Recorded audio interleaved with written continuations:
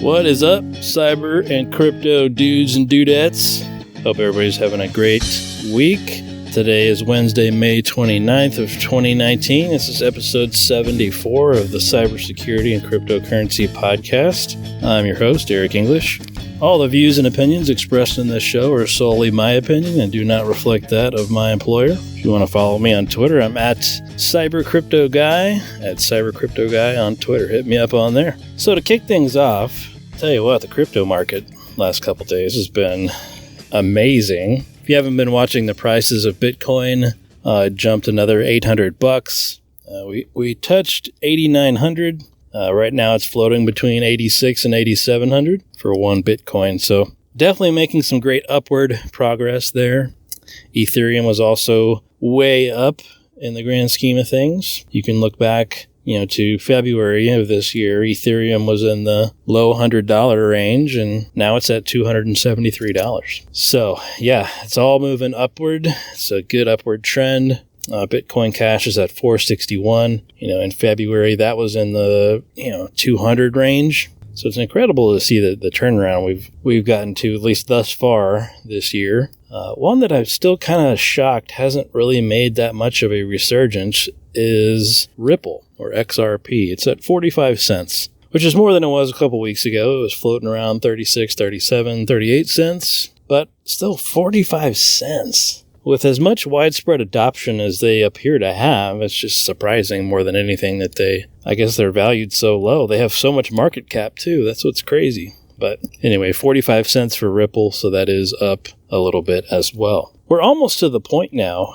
where if you do any kind of mining, potentially this could get profitable again. If you do some GPU mining at home, we're getting very close to profitable range. When I was doing it, I had about 11 graphics cards running, and my electric bill was an extra $250 a month, I want to say, in that range. So, right now I've got 5 graphics cards running, and I think they're telling me I'm going to make roughly $80 to $90 a month with current prices. So if you double that, that's really close to that 200 mark, because I had 11 graphics cards previously. So it's getting very, very close to break even. And if the price continues upward, this is for Ethereum that I'm talking about, but there are other things to mine for. But specifically for Ethereum, if the price continues upward, it could start getting profitable again. So that's good to see. I wonder how many people sold all their mining gear. I know I sold a bunch of it. A bunch of it died.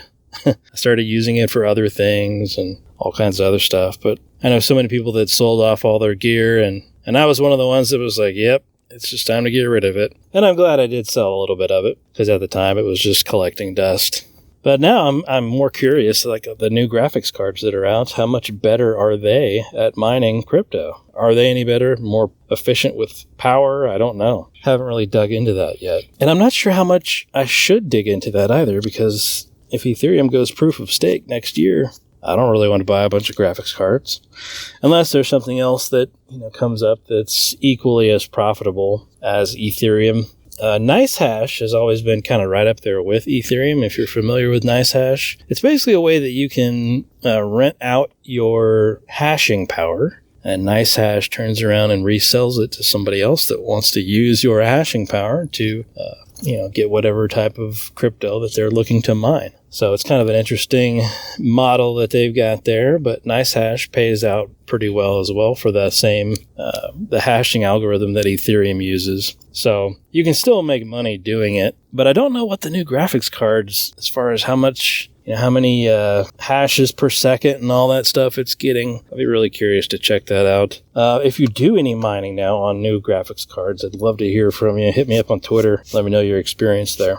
It'd be cool. So I'll get into some other news-related stuff here in just a moment as well. But today I wanted to touch on, for cybersecurity, a topic that's been coming up quite a bit, and specifically it's for threat hunting. So there's a lot of different misconceptions about threat hunting. I've had people ask me, can I do this as a business? Can I sell this to people, sell them threat hunting? as a service kind of thing. And so I've got my own opinions about all that kind of stuff, so I'm going to get into that here in just a second. Threat hunting can have all kinds of different definitions. Depends on where you work, what you do for a living, as far as your role in cybersecurity goes. If you're, the do-it-all kind of jack-of-all-trades person, then you're probably doing threat hunting as you're doing the rest of your other jobs. And so you may not be as focused on threat hunting as a specific threat hunting job where that's all you do all day long. Really, from my experience at least, threat hunting is something that I do pretty much all the time. Anytime I'm working on a system and I see something that's misconfigured or I find something that doesn't look right, I immediately start looking at it. I don't say, oh, there's a threat, let me come back to that. I pretty much have to stop what I'm doing and start investigating rather than sitting around and waiting and we'll put this in as our ticket and our ticketing system as a threat and let a threat hunter take this over. I don't have that luxury of having people that do the threat hunting. It's kind of what I do built in with my job, but it's an ongoing thing. I'm constantly looking for those things, looking for anomalies, looking for things that are strange, anything that looks like somebody else could be in our systems. The fancy word for it is indicators of compromise. Any sign that somebody's in your systems, anywhere, no matter what you're doing, if you see that anywhere, that's something that I jump on at least immediately, because I want to make sure that somebody's not in there that shouldn't be. So far, I've been mostly lucky. I've been at a lot of different clients and found that, the things that I thought were threats ended up being false positives. So that's good in the grand scheme of things. But, it's an ongoing thing. It never stops. So I could be setting up, brand new firewalls of some sort. Let's say Palo Alto firewalls somewhere. And while I'm setting that up, I'm still looking around for other misconfigurations. And if I see a misconfiguration, something else I do is say, okay, I see this is set up wrong now. What would I do to exploit this? Where would I hide? And those are the things I start looking at. That's where I start, thinking like a hacker and saying, okay, if I found this loophole, I would get in here and I'd go over here to hide. And then I'd try to run, these various things to discover more devices that are vulnerable, so on and so forth. But threat hunting is an ongoing thing. And to me, it's not something that you could really sell as a service. I think that was probably the weirdest question I've had in quite a while. I'm sure you could if you can contract somebody out to do nothing but threat hunting. I'm sure, that could be technically done as a service, if you will. But, you can think about using a SIM as threat hunting. Threat hunters would use a SIM as part of that as well. So if you already have a SIM, you're already doing some threat hunting, if you look at it that way. Obviously, there's ways to make sure your logs don't show up in various places, and you can't always pull every log from every system, but that's a great place for threat hunters to start. So I guess technically, if you sell somebody a SIM solution and you're monitoring their SIM, you could probably get away with calling it threat hunting, but really all you're doing is going off of the cues from the SIM. You're not really looking around at other misconfigurations. One of the things I always do is go through, just randomly pick, whatever it is, a firewall, a server, it doesn't matter. Randomly pick a device, log into it, and just check the configurations. And, just run a few different scans on it. Run some Nmap scans, see what ports are open. Run a vulnerability scan, see what you can come up with. You'd be surprised when somebody clicked the wrong button and accidentally left Telnet open or something crazy on one of these devices. It does happen. And so those are the things that real threat hunters are doing. They're not just looking at a SIM and saying, oh, I got an alert. At least in my opinion, there should be a lot more to it. It's a lot more of actually looking around and snooping around and seeing if you can actually find something and hunt something down versus waiting on a log to come in and having the SIM alert you to something. So threat hunters would follow a pretty big and detailed methodology. You'd have everything kind of laid out on what you would do, how you would do it. There's a lot more to it than just getting an alert and acting on some alert from a SIM. Threat hunting is also not for the faint of heart. You have to be extremely diligent. You have to be a person that never quits, because that's essentially what you're doing. You're constantly hunting or something that may not even be there, but you're constantly looking. And it's tough. It's a tough job, but certainly a cool job. We're seeing a lot more of that in the cybersecurity space as far as people getting hired to be a threat hunter. So that's really cool stuff. But again, if you're jack of all trades, sort of like I am, you're kind of doing threat hunting on the fly. You're getting alerts from the SIM, which is not true threat hunting, but all the random stuff that I do, I look for threats that way. But again, that's jack of all trades guy. If you're going to do it right, you'd have some sort of methodology behind it. You wouldn't just, fly by the seat of your pants like I do. You'd actually have some sort of structure there on how you want to do it, what you want to do, what to look for, all the indicators of compromise that you would possibly think of. And, just make sure you've got that methodology worked out. And obviously leverage tools like a SIM to help with that threat hunting. But anyway, could you sell it as a service? I really don't know. Maybe so. Just seemed like a weird question. All right, so on to some news-related topics. As far as the news go, I will start with crypto. Crypto markets have been doing pretty good here over the last couple days and couple months, really. But a few big announcements here recently. One was from a company in Asia. They're doing the live testing in-store payments using Ripple, their product called Xcurrent, and it's used in the Money Tap app. So that's pretty cool. So Ripple's making quite a big name for themselves. Quite the wide range of adoption. They just keep getting better and better and bigger, it seems like. I saw a guy on Twitter, a really cool guy to follow.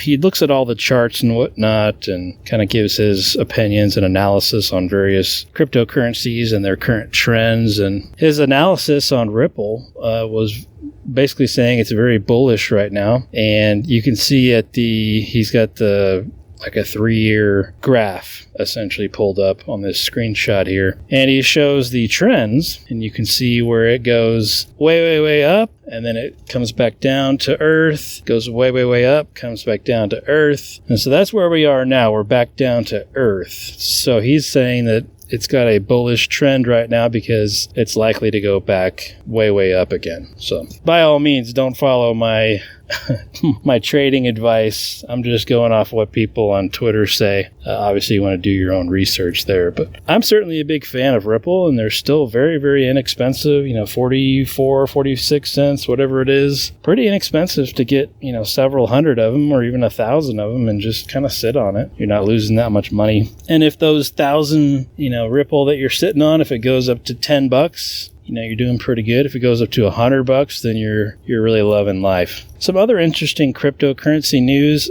Some of the big 4 Irish banks are now using Deloitte's blockchain technology. And they're doing this to verify employees' professional credentials. Talk about crazy, right? So they're using blockchain not just for transactions and exchanging money now. They're using it for verifying professional credentials. So that's cool. So if you get like a certification or a degree in whatever, they can verify it using Deloitte's blockchain for that. So pretty interesting stuff there. Very cool use case. I had no idea Deloitte was even doing that. So kudos to them, especially getting some of those big 4 banks over there in Ireland. That's some pretty big stuff there. All right, some other crypto news. We're seeing a lot more of this, and there's a new lending platform for crypto. It's called BitBond, and essentially you can, get a loan from them. And I thought this was really crazy because the market goes so up and down, and for them to be able to issue a loan to somebody on whatever currency it is, I think that would be extremely risky. But I don't know all the ins and outs and how they're planning on doing this, but it got approved by a regulator in Germany, so they're going to go ahead and move forward with it. They raised almost $4 million.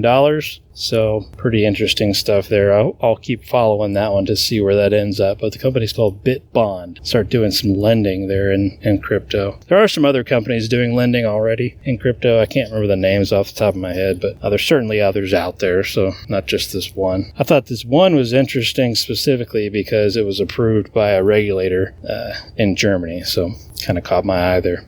All right, we're going to jump over to cybersecurity news. Saw an article the other day about the Chinese military, and they're going to replace all of their Windows operating systems for fears of U.S. hacking. Apparently, they're going to move to all Linux-based operating systems because they're afraid the United States is going to hack them. Thought that was kind of funny more than anything, but I would think... I mean, yes, Microsoft is made in the United States. It's a USA-based company. But China has every opportunity in the world to infiltrate our systems. So if they're so worried about the United States doing this to them, it makes me kind of wonder, what are they already doing to us that we don't know about, you know?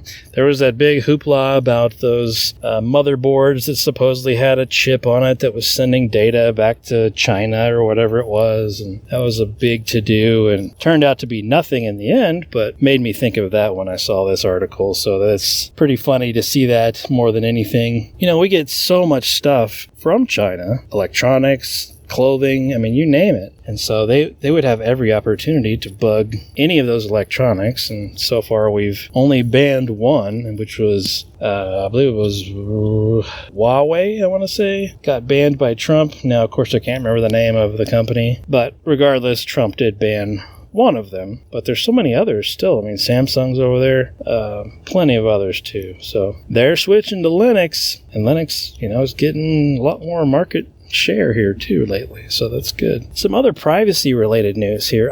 Apple was sued over allegedly selling iTunes data without customers' consent. Of course, this is allegedly. Nothing's been decided yet, but that's really interesting to see because Apple touts how privacy focused they are, and you know, they're so worried about protecting the customer, and here they are potentially selling iTunes data without consent. So that's kind of funny more than anything. Microsoft is also teasing some new update features, and supposedly they're going to do what they're calling quote unquote seamless updates. And essentially, they don't require a reboot. I replied back to the person that tweeted this and said, what, like Ubuntu already does? Ubuntu has a live patch feature where it's already doing this, so Microsoft appears to be jumping on that same bandwagon. And I think that's great because rebooting and taking stuff down, especially critical systems like web servers and database servers, having to reboot those things just to run a patch, you know, it's painful. So if we can get around that somehow and still patch everything, but not have to reboot, hey, that's a great step forward. It's going to minimize downtime as well. So that'll be cool. They're still kind of teasing it. It's not official yet, but they say it's coming, so that's cool. All right, some other privacy-related news here about a license plate reader firm and how they got hacked. And, of course, data was leaked out of their systems. You can imagine how many license plates they've got in their database, and then, you know, they pull personal information, I'm sure, on all of those license plates. And, you know, that's just a ton of people, I'm sure. The company is called Perceptix. They're based in Tennessee. And of course, the hacker posted all the contents on the dark web. Yay! So this company, Perceptix, they supply the license plate readers for the United States government at the Mexican border. Wow, that's pretty wild. The attacker leaked 65,000 file names and accompanying directories, including files that contained location data, zip codes, presumed government clients, dates, timestamps, image files, and other sensitive data that amounted to hundreds of gigabytes of information. It's a pretty big one there.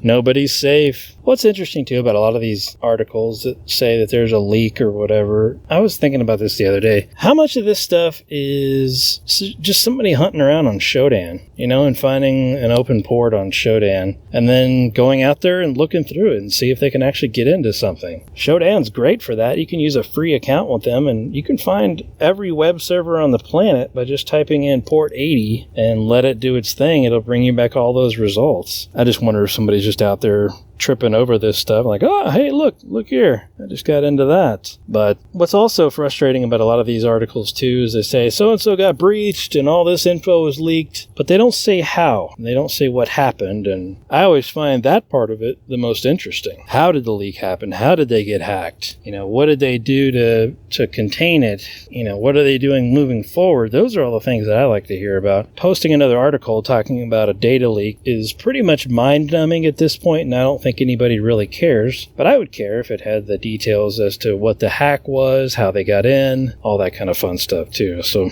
I don't think that'll happen anytime soon, but I can have wishful thinking, right? All right, some other news here about Linux. There is some new malware for Linux systems. It's called Hidden Wasp, and it's been targeting Linux systems here lately. So you don't see a lot of this, but with so many Apache servers on the web, and the vast majority of those running Ubuntu or whatever as the primary operating system, I'm not surprised that this is happening, but they're saying that this malware was created by Chinese hackers. And what they can do if they infect you with this stuff is they can remotely control the infected systems. So pretty crazy stuff. It's essentially got a rootkit, a Trojan, and initial deployment script. So pretty wild stuff there. And you really don't hear of a lot of antivirus software for Linux either. And I do kind of wonder, as Linux is getting more and more market share, will there be more attacks against it? Sure, I'm sure there will be. Will there be more antivirus that comes out for Linux? I would think so, but of course I don't know for sure, but I think that's interesting to see there. A lot of the stuff at AWS, for example, is Linux based. If you spin up a little instance to run a web server or whatever, even if it's Amazon's version of Linux, it's still Linux. So just because it's so lightweight, super simple, it doesn't require a lot of resources, and you can spin them up in seconds. So people do that for all kinds of stuff, hosting a little website, hosting a dashboard, whatever it is, running some sort of job, any kind of stuff like that. So found that kind of interesting as well. All right, the last thing I was going to touch on for cybersecurity is Google. They are apparently going to block all of the ad blockers from their store. So folks that use like uBlock Origin and whatnot, you would no longer be able to use that. I thought that was pretty wild to see. I don't understand their reasoning behind it, nor did the article say what the reasoning was. But if you like Chrome and you like to block ads, here's my advertisement for Brave. Brave browser does all of that stuff for you, and you don't even have to have a plugin like uBlock Origin. It just works out of the box blocking ads. So if you still like ad blocking stuff, might switch over to the Brave browser in the meantime. People are still fighting it, so they may back off of that, but so far they're saying they're going to remove that stuff from the store. So I wonder too, you could probably still manually install those, even if it's not in the Chrome store, I would guess. Somebody will find a way around it, is what I'm getting at. But anyway, I thought that was interesting. But switch over to Brave, and you won't have that problem. All right, that's it for cybersecurity. Also wanted to mention on the podcast here that I don't get paid anything to do this. This is just for fun. I don't accept sponsors because I want this to be an unbiased opinion. I don't want somebody paying me to tell you that their product is good. I'm hopefully giving everybody the most unbiased opinions that I can. That's why you don't hear me advertising. You don't hear me putting up commercials. I try not to do any of that. And, I just want my podcast to be authentic and hopefully not trying to sell you on something. So most of the other cybersecurity podcasts that I've listened to are sponsored by some product, and, they've got commercials in between, and they have to interview people from the sponsored company and all that good stuff. So I don't do that, and I never will. I just like to give my honest opinions and my real world experience, and just hope that helps somebody else out there. All right, that's all I got for today, folks. If you want to follow me on Twitter, I'm at CyberCryptoGuy. That's CyberCryptoGuy on Twitter. Hit me up on there. I retweet a bunch of the articles that we talk about here on the show. Thanks for listening, and we'll talk again soon.